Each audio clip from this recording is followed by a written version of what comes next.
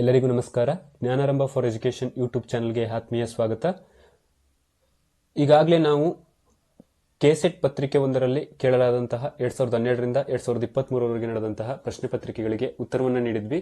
ಅದರಲ್ಲಿ teaching aptitude ಇರ್ಬೋದು, research aptitude ಇರ್ಬೋದು, ಕಮ್ಯುನಿಕೇಶನ್ ವಿಭಾಗದಲ್ಲಿರ್ಬೋದು, ಮತ್ತೆ ಇನ್ಫಾರ್ಮೇಶನ್ ಅಂಡ್ ಕಮ್ಯುನಿಕೇಶನ್ ಟೆಕ್ನಾಲಜಿಯಲ್ಲಿರ್ಬೋದು, ಪೀಪಲ್ ಡೆವಲಪ್ಮೆಂಟ್ ಅಂಡ್ ಎನ್ವಿರಾನ್ಮೆಂಟ್ ಮತ್ತೆ ಹೈಯರ್ ಎಜುಕೇಶನ್ ಸಿಸ್ಟಮ್ ಬಗ್ಗೆ ಈಗಾಗಲೇ 2012ರಿಂದ 2023ರವರೆಗೆ ಯಾವೆಲ್ಲ ಪ್ರಶ್ನೆಗಳನ್ನ ಕೇಳಿದ್ದಾರೆ ಅವುಗಳಿಗೆ ಉತ್ತರವನ್ನು ನೀಡಿದ್ವಿ.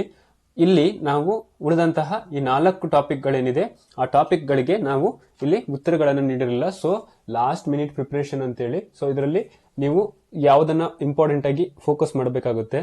ಸೊ ಅವುಗಳನ್ನ ಇನ್ನು ಉಳಿಕೆ 4 ಯೂನಿಟ್ಸ್ಗಳಲ್ಲಿ ಕಾಂಪ್ರಿಹೆನ್ಷನ್ ಇರಬಹುದು, ಮ್ಯಾಥಮೆಟಿಕಲ್ ರೀಸನಿಂಗ್ ಅಂಡ್ ಆಪ್ಟಿಟ್ಯೂಡ್ ಇರಬಹುದು, ಲಾಜಿಕಲ್ ರೀಸನಿಂಗ್ ಇರಬಹುದು, ಮತ್ತೆ ಡೇಟಾ ಇಂಟರ್ಪ್ರಿಟೇಷನ್ ಇರಬಹುದು. ಈ 4 ವಿಭಾಗಗಳಿಗೆ ಸಂಬಂಧಪಟ್ಟಂತೆ ನಿಮಗೆ ಈಗಾಗಲೇ ಗೊತ್ತಿರುವ ಹಾಗೆ ಇಲ್ಲಿ ಕಾಂಪ್ರಿಹೆನ್ಷನ್ ಅಲ್ಲಿ 5 ಪ್ರಶ್ನೆಗಳನ್ನ ಕೇಳ್ತಾರೆ. ಸೊ ಇಲ್ಲಿ 5 ಪ್ರಶ್ನೆಗಳಿಗೆ ಒಂದು ಪ್ರಶ್ನೆಗೆ 2 ಅಂಕಗಳಂತೆ ನಿಮಗೆ ಇಲ್ಲಿ ಕಾಂಪ್ರಿಹೆನ್ಷನ್ ಅಲ್ಲಿ 10 ಮಾರ್ಕ್ಸ್ ಇರುತ್ತೆ 5 ಕ್ವಶನ್ಗೆ. ಹಾಗೆ ಮ್ಯಾಥಮೆಟಿಕಲ್ ರೀಸನಿಂಗ್ ಅಂಡ್ ಆಪ್ಟಿಟ್ಯೂಡ್ ಅಲ್ಲಿ 5 ಕ್ವಶನ್ಗೆ ಇಲ್ಲಿ 10 ಮಾರ್ಕ್ಸ್, ಮತ್ತೆ ಲಾಜಿಕಲ್ ರೀಸನಿಂಗ್ ಅಲ್ಲಿ ಸಹ ಇಲ್ಲೂ ಕೂಡ 10 ಮಾರ್ಕ್ಸ್ ಇರುತ್ತೆ. ಇಲ್ಲಿ ಕೂಡ ಡೇಟಾ ಇಂಟರ್ಪ್ರಿಟೇಷನ್ ಅಲ್ಲಿ 5 ಕ್ವಶನ್ 10 ಮಾರ್ಕ್ಸ್. ಟೋಟಲ್ ಆಗಿ ನಿಮ್ಗೆ ಇಲ್ಲಿ 40 ಅಂಕಗಳಿಗೆ 20 ಪ್ರಶ್ನೆಗಳು. ಸೊ ಇಲ್ಲಿ ಈ 4 ಯೂನಿಟ್ ಇಂದ 20 ಪ್ರಶ್ನೆಗಳು ಬರ್ತವೆ ನಿಮ್ಗೆ. ಸೊ ಇಲ್ಲಿ ನಿಮ್ಗೆ 40 ಅಂಕಗಳನ್ನ ಪಡೆಯುವಂತಹ ಚಾನ್ಸಸ್ ಇರುತ್ತೆ. ಸೊ ಇದರಲ್ಲಿ ನೀವೇನಾದ್ರೂ 20 ಕ್ವಶನ್ ಅಲ್ಲಿ ನೀವು ಅಟ್ಲೀಸ್ಟ್ 15 ಕ್ವಶನ್ ಆದ್ರೂ ಮಾಡ್ತು ಅಂದ್ರೆ ನಿಮ್ ಸ್ಕೋರ್ ಚೆನ್ನಾಗಿ ಆಗುತ್ತೆ. ಸೊ ಇಲ್ಲಿ 70 ವರೆಗೂ ಕೂಡ ಇಲ್ಲಿ ರೀಚ್ ಆಗ್ಬಹುದು. 50 ಕ್ವಶನ್ಗೆ ನೀವು 30+35 ಮಾಡ್ತು ಅಂತಂದ್ರೆ ನೀವು ಆರಾಮ್ಸೆ GM ಕ್ಯಾಟಗರಿಯಲ್ಲಿ ನಿಮ್ದು ಕೆಸೆಟ್ ಒಂದು ಕ್ಲಿಯರ್ ಆಗುವಂತಹ ಚಾನ್ಸಸ್ ಇರುತ್ತೆ. ಸೊ ಹಾಗಾಗಿ ನೀವು ಈ ಪಾರ್ಟ್ ಗಳನ್ನು ಸಹ ಬಿಡಬಾರ್ದು. ಸೊ ಹಾಗಾಗಿ comprehension, mathematical reasoning and aptitude, logical reasoning ಮತ್ತೆ ಡೇಟಾ ಇಂಟರ್ಪ್ರಿಟೇಷನ್ ಇವುಗಳ ಬಗ್ಗೆ ಯಾವ ರೀತಿ ಒಂದು ಟ್ರಿಕ್ಸ್ ಅನ್ನ ಯೂಸ್ ಮಾಡಿಕೊಂಡು ನೀವು ಈಸಿಯಾಗಿ ಸಾಲ್ವ್ ಮಾಡ್ಕೊಂಡು ಹೋಗ್ಬೋದು. ಯಾವೆಲ್ಲ ಈ ಯೂನಿಟ್ಸ್ ಗಳಲ್ಲಿ ಇಂಪಾರ್ಟೆಂಟ್ ಆಗಿ ಯಾವುಗಳ ಮೇಲೆ ಫೋಕಸ್ ಮಾಡಬೇಕು ಅನ್ನೋದನ್ನ ಈ ಒಂದು ತರಗತಿಯಲ್ಲಿ ಹೇಳ್ಕೊಡ್ತಿದ್ದೀನಿ. ಸೊ ಇರೋದಿನ್ನ 3 ಡೇಸ್, ಇವತ್ತು ಸೇರಿ ಇವತ್ತು ಬಿಡ್ತು ಅಂತಂದ್ರೆ ಉಳ್ಕೊಳ್ಳೋದು ಇನ್ನ 2 ಡೇಸ್ ಇರುತ್ತೆ. ಸೊ ಹಾಗಾಗಿ ಇದನ್ನ ಖಂಡಿತ ನೀವು ಮಿಸ್ ಮಾಡದೆ ಪ್ರಾಕ್ಟೀಸ್ ಮಾಡ್ಕೊಳ್ಳಿ. ಸೊ ತುಂಬಾ ಹೆಲ್ಪ್ ಆಗುತ್ತೆ ಅನ್ಕೊಂಡಿದ್ದೀನಿ. ಹಾಗಿದ್ರೆ ಬನ್ನಿ, ಮೊದಲನೇ ಈ ಯೂನಿಟ್ ಅಲ್ಲಿ ಕಾಂಪ್ರಿಹೆನ್ಷನ್ ಅಂತಂದ್ರೆ, ಈ ಕಾಂಪ್ರಿಹೆನ್ಷನ್ ಅಲ್ಲಿ ನಿಮಗೆ ನಾನು ಇವಾಗಲೇ ಹೇಳ್ದಂಗೆ ಒಂದು ಕಾಂಪ್ರಿಹೆನ್ಷನ್ ಅಂತಂದ್ರೆ ಓದಿ ಗ್ರಹಿಸುವುದು. ಅಂದ್ರೆ ಕಾಂಪ್ರಿಹೆನ್ಷನ್ ಅಂತಂದ್ರೆ ಇಲ್ಲಿ ನಾವು ಗ್ರಹಿಕೆ ಅಂತ ಕರಿತೇವೆ. ಇಲ್ಲಿ ಒಂದು ಗ್ರಹಿಸಿಕೊಳ್ಳುವಂತಹ ಸಾಮರ್ಥ್ಯ, ಓದಿ ಗ್ರಹಿಸಿಕೊಳ್ಳುವುದು. ಇಲ್ಲಿ ಒಂದು ಪ್ಯಾಸೇಜ್ ಅನ್ನ ಕೊಟ್ಟಿರ್ತಾರೆ. ಸೊ ಆ ಪ್ಯಾಸೇಜ್ಗೆ ಸಂಬಂಧಪಟ್ಟಂತೆ ನಾವು ಒಂದು 5 ಪ್ರಶ್ನೆಗಳನ್ನ ಕೇಳಿರ್ತಾರೆ. ಈ 5 ಪ್ರಶ್ನೆಗಳಿಗೆ ಪ್ರತಿಯೊಂದು ಪ್ರಶ್ನೆಗೆ 2 ಅಂಕಗಳಿರುತ್ತೆ. ಸೊ ಇಲ್ಲಿ 10 ಮಾರ್ಕ್ಸ್ ನೀವು ಈಸಿಯಾಗಿ ತಗೊಬಹುದು. ಸೊ ಹಾಗಿದ್ರೆ ಈ ಅಂಕಗಳನ್ನ ತಗೊಬೇಕು ಅಂತಂದ್ರೆ ಯಾವ ಎಲ್ಲ ಅಂಶಗಳನ್ನ ನೀವು ನೆನಪಲ್ಲಿ ಇಟ್ಕೊಬೇಕು, ಯಾವ ತರ ಕೇಳ್ತಾರೆ ಅನ್ನೋದನ್ನ ನೋಡೋಣ ಬನ್ನಿ. ಇಲ್ಲಿ ನಾವು ಈಗಾಗಲೇ ಹೇಳ್ದಂಗೆ ರೀಡಿಂಗ್ ಕಾಂಪ್ರಿಹೆನ್ಷನ್ ಅಂತಂದ್ರೆ ಓದಿ ಗ್ರಹಿಸುವಂತದ್ದು. ಸೊ ಇದೇನಪ್ಪಾ ಅಂತಂದ್ರೆ ಮೀನಿಂಗ್ ಮೇಕಿಂಗ್ ಪ್ರೊಸೆಸ್, ಅರ್ಥ ಮಾಡಿಕೊಳ್ಳುವಂತಹ ಒಂದು ಪ್ರಕ್ರಿಯೆ ಆಗಿರುತ್ತೆ. ಸೊ ಹಾಗೆ ಇಲ್ಲಿ gathering main ideas and supporting details ಅಂದ್ರೆ ಮುಖ್ಯ ಆಲೋಚನೆಗಳು ಮತ್ತು ಬೆಂಬಲವಾದಂತಹ ವಿವರಗಳನ್ನ ಸಂಗ್ರಹಿಸುವುದು. ಅಂದ್ರೆ ಅಲ್ಲಿ ಕೊಟ್ಟಿರುವಂತಹ ಪ್ಯಾಸೇಜ್ ಅಲ್ಲಿ ಮುಖ್ಯ ಆಲೋಚನೆಗಳು ಮತ್ತು ಬೆಂಬಲವಾದಂತಹ ವಿವರಗಳನ್ನ ನಾವು ಸಂಗ್ರಹಿಸ್ಕೊಬೇಕಾಗುತ್ತೆ ನಮ್ಮ ಒಂದು ಮಾನಸಿಕ ಸಾಮರ್ಥ್ಯದಿಂದ. ಹಾಗೆ ಬರಹಗಾರನ to get the tone intention of the writer ಅಂತಂದ್ರೆ ಬರಹಗಾರನ ಉದ್ದೇಶವನ್ನು ನಾವು ತಿಳ್ಕೊಳ್ಳೋಕ್ಕೋಸ್ಕರ ಈ ಒಂದು ರೀಡಿಂಗ್ ಕಾಂಪ್ರಿಹೆನ್ಷನ್ ಅಲ್ಲಿ ನಾವು ನೋಡಬಹುದಾಗಿರುತ್ತೆ ಬರಹಗಾರನ ಉದ್ದೇಶವನ್ನು ತಿಳ್ಕೊಳ್ಳೋದು. ಹಾಗೆ ಚಾಲೆಂಜಸ್ ಅನ್ನು ನೋಡೋದಾದ್ರೆ ಇಲ್ಲಿ ಒಂದು ರೀಡಿಂಗ್ ಕಾಂಪ್ರಿಹೆನ್ಷನ್ ಅಲ್ಲಿ ಸವಾಲುಗಳು ಅಂತಂದ್ರೆ ಇಲ್ಲಿ ಒಂದು ಶಬ್ದಕೋಶಗಳನ್ನ ನಾವು ಕರೆಕ್ಟ್ ಆಗಿ ಅರ್ಥ ಮಾಡ್ಕೊಬೇಕಾಗುತ್ತೆ. ಲೆಂತ್ ಆಫ್ ದಿ ಪ್ಯಾಸೇಜ್ ಅಂತಂದ್ರೆ ಪ್ಯಾಸೇಜ್ ನ ಉದ್ದ ಎಷ್ಟಿರುತ್ತೆ ಅದನ್ನ ನೋಡ್ಕೊಂಡು ಕೊಟ್ಟಿರುವಂತಹ ನಿಗದಿತ ಸಮಯದಲ್ಲಿ ಎಷ್ಟನ್ನ ನಾವು ಬೇಗ ಅದನ್ನ ಅರ್ಥ ಮಾಡ್ಕೊಂಡು ಗ್ರಹಿಸಿಕೊಂಡು ಆನ್ಸರ್ ಮಾಡಬಹುದಾಗಿರುತ್ತೆ ಅನ್ನೋದನ್ನ ನೋಡಬಹುದಾಗಿರುತ್ತೆ. ಹಾಗೆ ಅನ್ಫೆಮಿಲಾರಿಟಿ ವಿತ್ ದ ಸಬ್ಜೆಕ್ಟ್ ಅಂದ್ರೆ ನಮಗೆ ಕೊಟ್ಟಿರುವಂತಹ ಪ್ಯಾಸೇಜ್ ನಲ್ಲಿ ನಮಗೆ ವಿಷಯದ ಪರಿಚಯ ಇಲ್ಲದಿರುವುದು. ಅಂದ್ರೆ ನಮ್ಗೆ ಯಾವುದೇ ರೀತಿ ನಾವು ಓದಿರೋದ್ರಲ್ಲಿ ಎಲ್ಲೂ ಕೊಡಲ್ಲ, ಯಾವುದೋ ಒಂದು ಟೆಕ್ಸ್ಟ್ ಬುಕ್ ಅಲ್ಲಿ ಆಗಿರ್ಬೋದು ತೆಗೆದು ಅಲ್ಲಿಂದ ಕೊಟ್ಟಿರುವಂತಹ ಒಂದು ಪ್ಯಾಸೇಜ್ ಗಳನ್ನ ಅವರು ಮಧ್ಯದಲ್ಲಿ ಮಿಕ್ಸ್ ಮಾಡಿಕೊಟ್ಟಿರ್ತಾರೆ. ಸೊ ಅದರಿಂದ ನಾವು ಅದರ ಅನ್ಫೆಮಿಲಾರಿಟಿ ಅಂತಂದ್ರೆ ನಮಗೆ ಅದರ ವಿಷಯದ ಪರಿಚಯ ಇರೋದಿಲ್ಲ. ಹಾಗೆ ಟೈಮ್ ಕಾನ್ಸ್ಟ್ರೈಂಟ್ ಅಂದ್ರೆ ಇಲ್ಲಿ ಸಮಯದ ನಿರ್ಬಂಧಗಳು ಅಂತಂದ್ರೆ ನೀವು ಪ್ಯಾಸೇಜ್ ಅನ್ನನ್ನೇ ಸಾಲ್ವ್ ಮಾಡ್ತಾ ಕೂತ್ಕೊಂತು ಅಂತಂದ್ರೆ ಸೊ ಅಲ್ಲಿ ನಿಮಗೆ ಟೈಮ್ ತುಂಬಾ ಕಿಲ್ ಆಗುತ್ತೆ. ಸೊ ಹಾಗಾಗಿ ನೀವೇನ್ ಮಾಡಬೇಕಾಗುತ್ತೆ ಅಂತಂದ್ರೆ ಕೊಟ್ಟಿರುವಂತಹ ಒಂದು ಪ್ಯಾಸೇಜ್ ಅನ್ನ ಅತಿ ಕಡಿಮೆ ಅವಧಿಯಲ್ಲಿ ಅದನ್ನ ಗ್ರಹಿಸಿಕೊಳ್ಳುವಂತ ಸಾಮರ್ಥ್ಯ ನಿಮ್ಮಲ್ಲಿ ಇರಬೇಕಾಗುತ್ತೆ. ಸೊ ಹಾಗೆ ನೀವು ಅದು ಬೇಗನೆ ಕೊಟ್ಟಿರುವಂತಹ ಕ್ವಶನ್ಗೆ ಆನ್ಸರ್ನ ಮಾಡಿದ್ರಿ ಅಂತಂದ್ರೆ ಅಲ್ಲಿ 10 ಮಾರ್ಕ್ಸ್ ಸಿಗುತ್ತೆ. ಅದೇ ಕುತ್ಕೊಂಡು ನೀವು ತುಂಬಾ ಆಲೋಚನೆ ಮಾಡ್ತಾ ಮಾಡ್ತಾ ಮಾಡ್ತಾ ಮಿಸ್ಟೇಕ್ಸ್ ಮಾಡಿದ್ರೆ ಅದು ನಿಮಗೆ ಬೇರೆ ಗೊತ್ತಿರುವಂತಹ ಪ್ರಶ್ನೆಗಳಿಗೂ ಕೂಡ ಸಹ ನಿಮಗೆ ಉತ್ತರವನ್ನ ಮಾಡಲಿಕ್ಕೆ ಸಾಧ್ಯ ಆಗೋದಿಲ್ಲ, ಇಲ್ಲೇ ಟೈಮ್ ಕಿಲ್ ಆಗ್ಬಿಟ್ಟಿರುತ್ತೆ. ಸೊ ಹಾಗಾಗಿ ಆ ತಪ್ಪುಗಳನ್ನ ಮಾಡಬಾರ್ದು ಅಂತಾನೆ ಈ ಒಂದು ತರಗತಿಯಲ್ಲಿ ಇಂಪಾರ್ಟೆಂಟ್ ಏನಿದೆ ಅದನ್ನ ಹೇಳ್ಕೊಂಡು ಹೋಗ್ತಾ ಇದ್ದೀನಿ. ಸೊ ಇದೇನು ಬೇಡ, ಇಲ್ಲಿ wide reading, variety of subject, long term plan, strategies ಇದೇನು ಬೇಕಾಗಿಲ್ಲ. ನಂತರ ಇಲ್ಲಿ why reading comprehension to test ಅಂತಂದ್ರೆ ಇಲ್ಲಿ ನಾವು ಏಕೆ ಓದಿ ಗ್ರಹಿಸ್ಕೊಬೇಕು, ಹಾಗೆ ಇಲ್ಲಿ ಏನನ್ನ ಪರೀಕ್ಷಿಸ್ತಾರೆ ಅಂತಂದ್ರೆ over all in depth understanding, ಅಂದ್ರೆ ಒಟ್ಟಾರೆ ಒಂದು ಆಳವಾದ ತಿಳುವಳಿಕೆಯನ್ನ ತಿಳ್ಕೊಳ್ಳೋದಕ್ಕೋಸ್ಕರ ಇಲ್ಲಿ ಒಂದು ಕಾಂಪ್ರಿಹೆನ್ಷನ್ ಅಂತಂದ್ರೆ ಒಂದು ರೀಡಿಂಗ್ ಕಾಂಪ್ರಿಹೆನ್ಷನ್, ಓದಿ ಗ್ರಹಿಸಿಕೊಳ್ಳುವಂಥದ್ದು ಕೊಟ್ಟಿರ್ತಾರೆ. ಸೊ ಹಾಗೆ ಇಲ್ಲಿ logical thinking to precise response ಅಂತಂದ್ರೆ ತಾರ್ಕಿಕ ಚಿಂತನೆ ಮತ್ತು ನಿಖರವಾದ ಒಂದು ಪ್ರತಿಕ್ರಿಯೆಯನ್ನು ನೀಡೋಕ್ಕೋಸ್ಕರ ನಾವು ಇಲ್ಲಿ ಟೆಸ್ಟ್ ಮಾಡ್ತಾರೆ ನಮ್ಮನ್ನ. ಸೊ ಹಾಗೆ analytical skill to process meaning, ಇಲ್ಲಿ ಅರ್ಥ ಪ್ರಕ್ರಿಯೆ ಮತ್ತು ವಿಶ್ಲೇಷಣಾತ್ಮಕ ಒಂದು ಕೌಶಲ್ಯ ನಮ್ಮಲ್ಲಿ ಬೆಳೆಯುತ್ತೆ. ಹಾಗೆ reading between the lines behind the text, ಅಂದ್ರೆ ಸಾಲುಗಳ ನಡುವೆ ಮತ್ತು ಪಠ್ಯದ ಆಚೆಗೆ ಓದುವುದು. ಸೊ ಇಲ್ಲಿ ಏನಾಗಿರುತ್ತೆ ಅಂದ್ರೆ ಇನ್ ಡೆಪ್ತ್ ಮೀನಿಂಗ್ ಇರುತ್ತೆ. ಸೊ ಇದು ಲೈನ್ ಟು ಲೈನ್ ಅಲ್ಲ. So reading between the lines and behind the text. So ಹಾಗೆ ನಂತರ be an active reader. So ಇಲ್ಲಿ ಕೊಟ್ಟಿರುವಂತಹ ಪ್ಯಾಸೇಜ್ನಲ್ಲಿ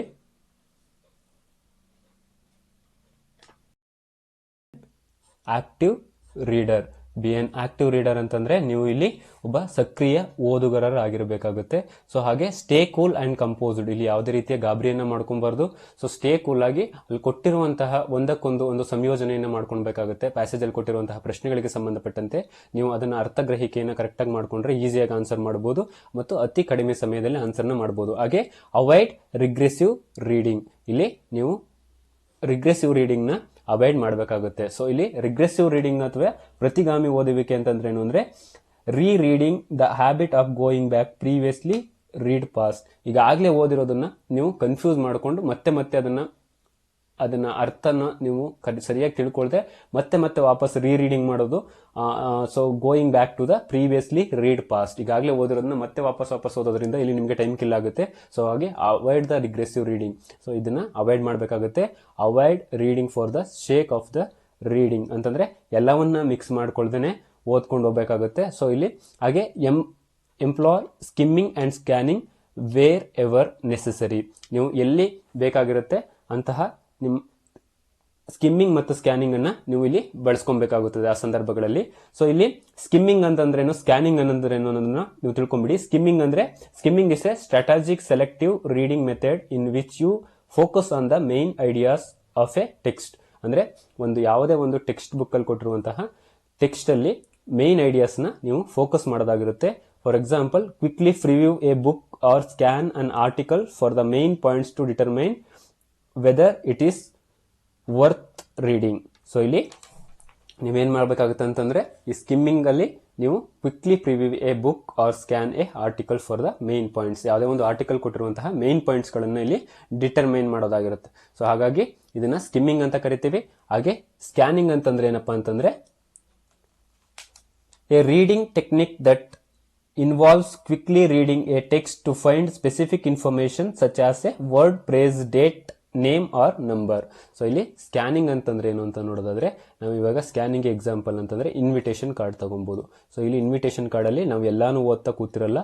ಸೊ ಇಲ್ಲಿ ಯಾವ ಪ್ಲೇಸ್ ಮತ್ತೆ ಡೇಟ್ ಅನ್ನ ನೋಡ್ಕೊಂತೀವಿ. ಮದುವೆ ಯಾವ ಪ್ಲೇಸ್ ಅಲ್ಲಿ ಇದೆ, ಯಾವ ಡೇಟ್ ನೋಡ್ತೀವಿ ಮೊದಲು, ಮತ್ತೆ ಪ್ಲೇಸ್ ನೋಡ್ತೀವಿ. ಸೊ ಅಲ್ಲಿ ಮದುವೆಗೆ ಅಟೆಂಡ್ ಮಾಡ್ತೀವಿ. ಸೊ ಹಾಗಾಗಿ ಇದು ಸ್ಕ್ಯಾನಿಂಗ್. ಸೊ ಇಲ್ಲಿ ಎಷ್ಟು ಬೇಕು, ಯಾವ ಇನ್ಫಾರ್ಮೇಶನ್ ಮೇನ್ ಇರುತ್ತೆ, ಸೊ ಅದನ್ನು ನೋಡ್ಕೊಬೇಕಾಗುತ್ತೆ. ಸೊ ಬಿ ಎನ್ ಆಕ್ಟಿವ್ ರೀಡರ್ನ ಲಕ್ಷಣಗಳಿದು. ಸೊ ಹಾಗೆ ಆಸ್ಕ್ ಕ್ವಶನ್ಸ್, ನೀವು ಇಲ್ಲಿ ಒಂದಷ್ಟು ಕ್ವಶನ್ಸ್ಗಳನ್ನ ನೀವು ಕೇಳ್ಕೊಬೇಕಾಗುತ್ತೆ. ಹಾಗೆ ಲಿಂಕ್ ದ ಐಡಿಯಾಸ್, ಒಂದಕ್ಕೊಂದು ಐಡಿಯಾಗಳನ್ನು ಲಿಂಕ್ ಮಾಡ್ಕೊಬೇಕು. ಹಾಗೆ ವಿಜುವಲೈಸೇಷನ್ ಮಾಡ್ಕೊಬೇಕು. ಮಾರ್ಕ್ ದ ಟ್ರಿಗರ್ ವರ್ಡ್ಸ್ ಅಂತಂದ್ರೆ ಇಲ್ಲಿ ಈಗಾಗಲೇ ನಿಮಗೆ ಕೇಳಿರುವ ಹಾಗೇನೆ ನಿಮಗೆ ಇಂಪಾರ್ಟೆಂಟ್ ಪದಗಳನ್ನು ಗುರುತಿಸ್ಕೊಳ್ಳಿ. ನಂತರ ಇಲ್ಲಿ to not use prior knowledge general awareness, ಪೂರ್ವಜ್ಞಾನ ಅಥವಾ ಸಾಮಾನ್ಯ ಅರಿವನ್ನು ಇಲ್ಲಿ ಬಳಸಬೇಡಿ. ಬೇರೆ ಯಾವುದೇ ಒಂದು ಪೂರ್ವಜ್ಞಾನ ಅಲ್ಲಿ ಕೊಟ್ಟಿರುವಂಥದ್ದು ಏನಿದೆ ಅದಕ್ಕೆ ಸಂಬಂಧಪಟ್ಟಂತೆ ಆನ್ಸರ್ ಮಾಡಬೇಕಾಗುತ್ತೆ. ಸೊ ಇಲ್ಲಿ ನಿಮಗೆ ಈಗಾಗಲೇ ಇರುವಂತಹ ಪೂರ್ವಜ್ಞಾನ ಅಥವಾ ಸಾಮಾನ್ಯ ಅಂಶವನ್ನ ಅಥವಾ ಅರಿವನ್ನ ಇಲ್ಲಿ ಬಳಸಬಾರದು. ಸೊ ಅಲ್ಲಿ ಏನು ಕೊಟ್ಟಿದ್ದಾರೆ ಅಷ್ಟಕ್ಕೆ ಮಾತ್ರ ನೀವು ಆನ್ಸರ್ ಮಾಡಬೇಕಾಗಿರುತ್ತೆ, ಅದರ ಅರ್ಥದಲ್ಲಿ ನೀವು ಆನ್ಸರ್ ಮಾಡಬೇಕಾಗಿರುತ್ತೆ. ಸೊ ನಂತರ ಆಸ್ ಯು ರೀಡ್, ನೀವು ಯಾವ ರೀತಿಯಲ್ಲಿ ನೀವು ಇದನ್ನು ಓದಿ ಗ್ರಹಿಸಬೇಕಾಗುತ್ತೆ. Top down or bottom up approach ಇಂದ ಮಾಡಬಹುದು. ಸೊ ಹಾಗೆ read the question quick glimpse, ಅಂದ್ರೆ ಪ್ರಶ್ನೆಗಳನ್ನ ಓದಿ ತ್ವರಿತವಾಗಿ ನೀವು ಮಾರ್ಕ್ ಅನ್ನು ಮಾಡ್ಕೊಬಹುದು ಅಥವಾ ನೋಟ್ ಅನ್ನು ಮಾಡ್ಕೊಬಹುದು. ಪ್ರಮುಖ underline the key words phrases ಅಂತಂದ್ರೆ ಪ್ರಮುಖ ಪದಗಳು ಅಥವಾ ಅಂಡರ್ಲೈನ್ ಮಾಡ್ಕೊಬಹುದು. ಸೊ ಹಾಗೆ ನಂತರ read the questions with key words ಅಂತಂದ್ರೆ ಎಲ್ಲವನ್ನೂ ಅರ್ಥ ಮಾಡಿಕೊಳ್ಳುವಂತಹ ಅಗತ್ಯ ಇಲ್ಲ. ಸೊ ಹಾಗಾಗಿ ನೀವು don't need to understand everything, ಎಲ್ಲವನ್ನೂ ಅರ್ಥ ಮಾಡಿಕೊಳ್ಳುವಂತಹ ಅವಶ್ಯ ಇರೋದಿಲ್ಲ. ಮೆಥಡ್ ಆಫ್ ಎಲಿಮಿನೇಷನ್ ಅಂತಂದ್ರೆ ಇಲ್ಲಿ ನೀವು ನೆಗೆಟಿವ್ ಪಾಯಿಂಟ್ಸ್ ಗಳನ್ನ ಕೊಟ್ಟಿರ್ತಾರೆ. ಇವಾಗ ಒಂದು ಪ್ಯಾಸೇಜ್ ಅಲ್ಲಿ ಕೊಟ್ಟಿರಬೇಕಿದೆ, ನೀವು ಅರ್ಥ ಮಾಡ್ಕೊಂಡಂಗೆ ಪ್ಯಾಸೇಜ್ ಅನ್ನ ಇಲ್ಲಿ 4 ಆಪ್ಷನ್ ಇರುತ್ತೆ, 3 ನೆಗೆಟಿವ್ ಆನ್ಸರ್ ಅನ್ನ ಕೊಟ್ಟಿರ್ತಾರೆ, ಸೊ ಒಂದು ಪಾಸಿಟಿವ್ ಕೊಟ್ಟಿರ್ತಾರೆ. ಅಲ್ಲಿ ಸಂಬಂಧಪಟ್ಟಂತೆ ಆ ಪ್ಯಾಸೇಜ್ಗೆ ಯಾವುದು ಪಾಸಿಟಿವ್ ಇದೆ ಅದಕ್ಕೆ ನೀವು ಆನ್ಸರ್ ಮಾಡಬಹುದು. ಸೊ ಹೀಗಾಗಿ ಇಲ್ಲಿ ನೀವು ಎಲಿಮಿನೇಷನ್ ಮೆಥಡ್ ಅನ್ನ ಯೂಸ್ ಮಾಡಬೇಕಾಗುತ್ತೆ. ಸೊ ನಂತರ in case of the lengthy passage, ತುಂಬಾ ಲೆಂತಿ ಪ್ಯಾಸೇಜ್ ಆಯಿತು ಅಂತಂದ್ರೆ read first and last paragraph, ಮೊದಲನೇ ಪ್ಯಾರಾಗ್ರಾಫ್ ಮತ್ತೆ ಲಾಸ್ಟ್ನೇ ಪ್ಯಾರಾಗ್ರಾಫ್ ನ ಓದ್ಕೊಳ್ಳಿ. Read fast is not what is required or tested, ನೀವು ಸ್ಪೀಡ್ ಆಗಿ ಒಂದು ಓದ್ಕೊಳ್ಬೇಕಾಗುತ್ತೆ. ಸೊ ಅದರಲ್ಲಿ ನೀವೇನ್ ಮಾಡಬೇಕಾಗುತ್ತೆ, ರಿಕ್ವೈರ್ಡ್ ಟು ಏನನ್ನ ನಿಮ್ಮನ್ನು ಟೆಸ್ಟ್ ಮಾಡ್ತಿದ್ದಾರೆ ಅವಷ್ಟನ್ನ ಮಾತ್ರ ನೀವು ಫೋಕಸ್ ಮಾಡಬೇಕಾಗುತ್ತೆ. In each paragraph read first and last few sentences, each ಯಾವುದೇ ಒಂದು ಪ್ಯಾರಾಗ್ರಾಫ್ ಅಲ್ಲಿ ನೀವು read first and last few sentences ಏನಿದೆ ಅದನ್ನ ನೀವು ಫೋಕಸ್ ಮಾಡಬೇಕಾಗುತ್ತೆ. ನಂತರ types of reading comprehension passages strategies ನ ನೋಡೋದಾದ್ರೆ ನೆರೇಟಿವ್ ಪ್ಯಾಸೇಜ್ ಇರುತ್ತೆ, ಆ ಟೈಪ್ಸ್ ಯಾವ್ಯಾವ್ದಿದೆ ಅಂತ ಕೊಟ್ಟಿದ್ದಾರೆ ಇಲ್ಲಿ. ರಿಫ್ಲೆಕ್ಟಿವ್ ಪ್ಯಾಸೇಜ್ ಇರುತ್ತೆ, ಎಕ್ಸ್ಪೋಸಿಟರಿ ಪ್ಯಾಸೇಜ್, ಆರ್ಗ್ಯುಮೆಂಟೇಟಿವ್ ಪ್ಯಾಸೇಜ್ ಮತ್ತೆ ಫಿಲಾಸಫಿಕಲ್ ಪ್ಯಾಸೇಜ್ ಇರುತ್ತೆ. ಇದು ಪ್ಯಾಸೇಜ್ ನ ಟೈಪ್ಸ್ ಆಗಿತ್ತು, ಸೊ ಅದನ್ನ ನಿಮ್ಗೆ ಏನ್ ಬೇಕಾಗಿಲ್ಲ. ಟೈಪ್ಸ್ ಆಫ್ ಕ್ವಶನ್ಸ್, ಯಾವ ರೀತಿ ಕ್ವಶನ್ಸ್ ಗಳನ್ನ ಕೇಳಬಹುದು ಅನ್ನೋದನ್ನ. The main central idea theme based questions, ಯಾವ ರೀತಿ ಕ್ವಶನ್ ಗಳನ್ನ ಕೇಳಬಹುದು ಅಂತಂದ್ರೆ ಮುಖ್ಯ ಕೇಂದ್ರ ಕಲ್ಪನೆ ಥೀಮ್ ಆಧಾರಿತ ಪ್ರಶ್ನೆಗಳನ್ನ, ಅದಕ್ಕೆ ಸಂಬಂಧಪಟ್ಟಂತೆ ಕೊಟ್ಟಿರುವಂತಹ ಪ್ಯಾಸೇಜ್ ಅಲ್ಲಿ ಥೀಮ್ ಬೇಸ್ಡ್ ಕ್ವಶನ್ ನ ಕೇಳ್ತಾರೆ.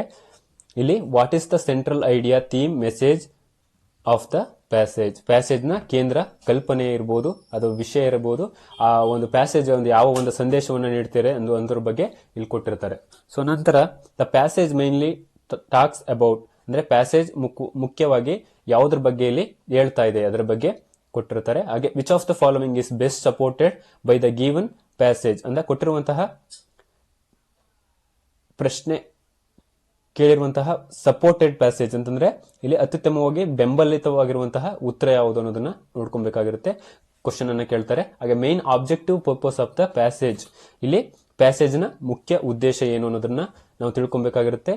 ದ ಸೂಟಬಲ್ ಅಪ್ರೋಪ್ರಿಯೇಟ್ ಟೈಟಲ್ ಅಂತಂದ್ರೆ ಅಪ್ರೋಪ್ರಿಯೇಟ್ ಟೈಟಲ್ ಅಂದ್ರೆ ಸೂಕ್ತ ಒಂದು ಶೀರ್ಷಿಕೆಯನ್ನ ಕೊಡೋ ರೀತಿ ಕೊಟ್ಟಿರ್ತಾರೆ. ಹಾಗೆ ಇಲ್ಲಿ how to approach key idea of the passage, ಅಂದ್ರೆ ಪ್ಯಾಸೇಜ್ ನ ಬಗ್ಗೆ ಒಂದು ಪ್ರಮುಖವಾದಂತಹ ಕಲ್ಪನೆ ನಿಮ್ಮಲ್ಲಿ ಆಗಲೇ ಬರಬೇಕಾಗಿರುತ್ತೆ ಮೈಂಡ್ ಅಲ್ಲಿ. ಸೊ ಹಾಗೆ what the passage is trying to do, ಅಂದ್ರೆ ಈ ಪ್ಯಾಸೇಜ್ ಏನ್ ಹೇಳಕ್ಕೆ ಪ್ರಯತ್ನ ಮಾಡ್ತಾ ಇದೆ. ಇಲ್ಲಿ ಕ್ರಿಟಿಸಿಸಮ್ ಅಂದ್ರೆ ಟೀಕೆ ಮಾಡ್ತಾ ಇದೆಯೋ ಅಥವಾ ಅನಾಲಿಸಿಸ್ ವಿಶ್ಲೇಷಣೆ ಮಾಡ್ತಾ ಇದೆಯೋ ಅಥವಾ supporting a belief or philosophy, ಅಂದ್ರೆ ಸಪೋರ್ಟಿಂಗ್ ಅಂತಂದ್ರೆ ಇಲ್ಲಿ ನಂಬಿಕೆ ಅಥವಾ ತತ್ವಶಾಸ್ತ್ರದ ಬಗ್ಗೆ ತಿಳಿಸ್ತಾ ಇದೆಯೋ ಅನ್ನೋದನ್ನ ನೀವು ಆ ಕಲ್ಪನೆಯನ್ನ ತಿಳ್ಕೊಬೇಕಾಗುತ್ತೆ. Select the main important paragraph keywords ಅಂತಂದ್ರೆ ಒಂದು ಈ ಪ್ರಮುಖವಾದಂತಹ ಒಂದು ಕೀವರ್ಡ್ ಗಳನ್ನು ನೀವು ಇಲ್ಲಿ ನೋಡ್ಕೊಬೇಕಾಗುತ್ತೆ. Is the same idea sustained or is there a shift, ಅಂದ್ರೆ ಅದೇ ಕಲ್ಪನೆಯಲ್ಲಿದೆಯೋ ಅಥವಾ ಶಿಫ್ಟ್ ಆಗಿದೆಯೋ, ಒಂದು ಪಾಸಿಟಿವ್ ಬಂದು ಒಂದು ನೆಗೆಟಿವ್ ಆಗುತ್ತೆ. ಸೊ ಅದೇ ಕಲ್ಪನೆ ಪಾಸಿಟಿವ್ ಕಂಪ್ಲೀಟ್ ಪಾಸಿಟಿವ್ ಇದೆಯೋ ಅಥವಾ ನೆಗೆಟಿವ್ಗೆ ಶಿಫ್ಟ್ ಆಗಿದೆಯೋ ಅನ್ನೋದ್ರ ಬಗ್ಗೆ ಇಲ್ಲಿ ನೀವು ತಿಳ್ಕೊಬೇಕಾಗಿರುತ್ತೆ. ಸೊ ನಂತರ question based on views or attitude of the author, ಇಲ್ಲಿ ಏನಪ್ಪಾ ಅಂತಂದ್ರೆ ಲೇಖಕರ ಪ್ರಕಾರ ವರ್ತನೆ ಆಧಾರಿತ ಪ್ರಶ್ನೆಗಳಿಗೆ ಸಂಬಂಧಪಟ್ಟಂತೆ ಕೇಳ್ತಾರೆ. ಎಕ್ಸಾಂಪಲ್ ನೋಡೋದಾದ್ರೆ which of the following reflects the author's opinion stand or view, ಇಲ್ಲಿ ಲೇಖಕರ ಅಭಿಪ್ರಾಯ ಅಥವಾ ಅವರ ನಿಲುವು ಅಥವಾ ಅವರ ಒಂದು ನೋಟವನ್ನ ಇಲ್ಲಿ ಅದು ಪ್ರತಿಬಿಂಬಿಸುತ್ತದೆ. ಪ್ರತಿಬಿಂಬಿಸುವಂತೆ ಇಲ್ಲಿ ಪ್ರಶ್ನೆಗಳನ್ನು ಕೇಳಲಾಗ್ತದೆ. ಹಾಗೆ which of the following does or does not the author approve of, ಈ ಕೆಳಗಿನ ಇಲ್ಲಿ ಯಾವುದು ಲೇಖಕರನಿಗೆ ಇಲ್ಲಿ ಒಪ್ತಾರೆ ಅಥವಾ ಒಪ್ಪುವುದಿಲ್ಲ ಅನ್ನೋದ್ರ ಬಗ್ಗೆ ಇಲ್ಲಿ ಪ್ರಶ್ನೆಗಳನ್ನ ಕೇಳುವಂತಹ ಚಾನ್ಸಸ್ ಇರುತ್ತೆ. ನಂತರ separate the facts stated and the opinions given by the author ಅಂತಂದ್ರೆ ಇಲ್ಲಿ ಲೇಖಕರು ಹೇಳಿದಂತಹ ಸಂಗತಿ ಅಥವಾ ನೀಡಿದಂತಹ ಅಭಿಪ್ರಾಯಗಳನ್ನ ನಾವು ಪ್ರತ್ಯೇಕಿಸ್ಕೊಳ್ಬೇಕಾಗುತ್ತೆ. ಸೊ ಹಾಗೆ mark the words phrase in my opinion view and believe would strongly recommended don't agree with. So ಇಲ್ಲಿ ಏನಪ್ಪಾ ಅಂತಂದ್ರೆ ನನ್ನ ಅಭಿಪ್ರಾಯ ಅಥವಾ ನಮ್ಮ ಅಭಿಪ್ರಾಯದಲ್ಲಿ ಅಥವಾ ನೋಟದಲ್ಲಿ ನಾನು ಲೇಖಕರ ಒಂದು ಏನು ಶಿಫಾರಸ್ ಮಾಡ್ತಾರೆ ಅದನ್ನ ನಂಬ್ತೇನೆ ಅಥವಾ ಬಲವಾಗಿ ನಾನು ನಂಬೋದಿಲ್ಲ ಬಗ್ಗೆ ಅವ್ರ ಶಿಫಾರಸ್ ಮಾಡೋದನ್ನ ನಾವು ಒಪ್ಕೊಂತೀವಿ ಅಥವಾ ಒಪ್ಕೊಳ್ಳೋದಿಲ್ಲ ಅನ್ನೋದ್ರ ಬಗ್ಗೆನೂ ಕೂಡ ಕ್ವಶನ್ಸ್ ನ ರೈಸ್ ಮಾಡುವಂತ ಚಾನ್ಸಸ್ ಇರುತ್ತೆ. ಸೊ ಅಲ್ಲಿ ನೀವು ಕೊಟ್ಟಿರುವಂತಹ ಒಂದು ಪ್ಯಾಸೇಜ್ ಅನ್ನ ಕರೆಕ್ಟಾಗಿ ಅಂಡರ್ಸ್ಟ್ಯಾಂಡ್ ಮಾಡ್ಕೊಂಡಿದ್ರೆ ನೀವು ಅದಕ್ಕೆ ಈಸಿಯಾಗಿ ಆನ್ಸರ್ನ ಮಾಡ್ಬೋದಾಗಿರುತ್ತೆ. ಸೊ ನಂತರದಲ್ಲಿ ನಾವು ಇನ್ಫರೆನ್ಸ್ ಬೇಸ್ಡ್ ಕ್ವಶನ್ಸ್. ಸೊ ಇಲ್ಲಿ ಇನ್ಫರೆನ್ಸ್ ಬೇಸ್ಡ್ ಕ್ವಶನ್ಸ್ ಅಲ್ಲಿ ನಾವು ನೋಡೋದಾದ್ರೆ ಇಲ್ಲಿ ಕಂಟೆಂಟ್ ಅಂತಂದ್ರೆ ವಿಷಯ, ಅಂದ್ರೆ ಇಲ್ಲಿ based on the details in the passage, ಅಂದ್ರೆ ಇಲ್ಲಿ ಪ್ಯಾಸೇಜ್ ನ ವಿವರಗಳನ್ನು ಆಧರಿಸಿ ಪ್ರಶ್ನೆಗಳನ್ನ ಕೇಳ್ತಾರೆ. ಹಾಗೆ ಶೈಲಿ ಅಂದ್ರೆ ಯಾವ ಶೈಲಿಯಲ್ಲಿ ಇರುತ್ತೆ ಅಂತಂದ್ರೆ ಡಿಸ್ಕ್ರಿಪ್ಟಿವ್ ಅಂದ್ರೆ ವಿವರಣಾತ್ಮಕ, ಅನಾಲಿಟಿಕಲ್ ವಿಶ್ಲೇಷಣಾತ್ಮಕ, ಹಾಗೆ ಇಲ್ಲಿಸ್ಟ್ರೇಟಿವ್, ಆರ್ಗ್ಯುಮೆಂಟೇಟಿವ್.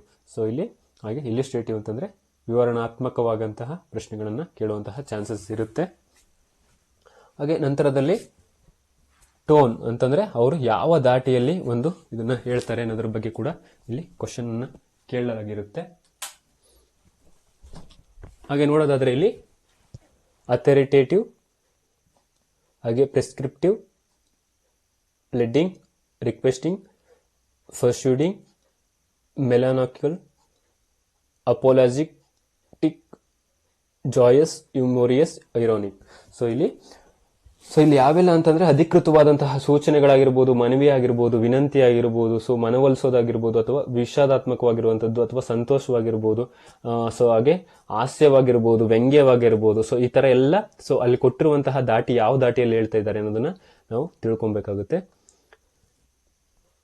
ನಂತರ ಇಲ್ಲಿ what is the tone of the author ಅಂದ್ರೆ ಲೇಖಕರು ಯಾವ ದಾಟಿಯಲ್ಲಿ ಹೇಳ್ತಾ ಇದ್ದಾರೆ ಅನ್ನೋದನ್ನ ನಾವು ತಿಳ್ಕೊಬೇಕಾಗುತ್ತೆ.